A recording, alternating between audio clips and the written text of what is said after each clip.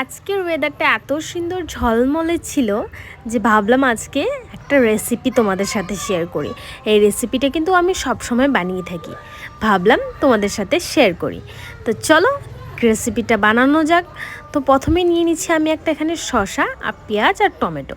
তোমরা চাইলে এখানে যে কোনো ধরনের ভেজিটেবলস অ্যাড করতে পারো, ক্যাপসিকাম বলো, গাজর বলো, বিনস বলো, তাহলে কিন্তু এই রেসিপিটার স্বাদ আরও দ্বিগুণ হয়ে যাবে।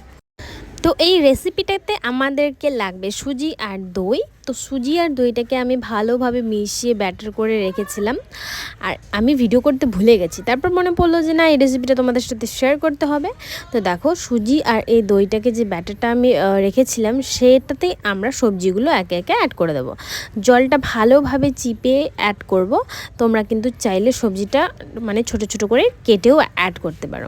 তারপরে দিয়ে দেবো এখানে লবণ, তারপরে দিয়ে দেবো হলুদ, তারপরে দেবো এখানে ব্ল্যাক পেপার, আর সব কিছু এটাকে মিশ্রণ করে নেব।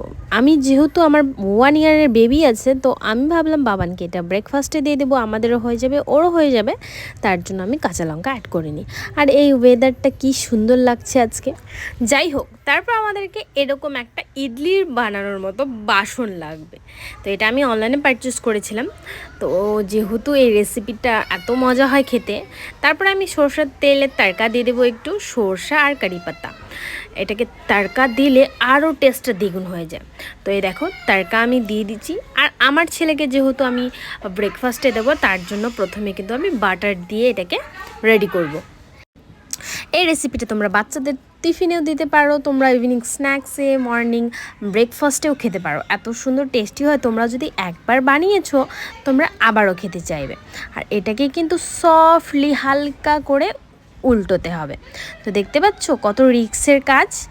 আর এইটাকে আমি ভালোভাবে সফট, তোমরা কিন্তু প্রথমে চেক করবে যে এটা ভালোভাবে উপরে সফট হয়েছে কি না, তারপরে কিন্তু তোমরা পাল্টাতে যাবে, নাহলে কিন্তু এটা ভেঙেই যাবে। তো দেখো, আমি হালকা হালকা হালকা করে এইভাবে উল্টেছি, আর এখানে একটু একটু করে তেল লাগিয়ে দিয়েছি। আর আমরা যেহেতু বড়রা খাবো, তার জন্য আমি রিফাইন অয়েল ইউজ করেছি।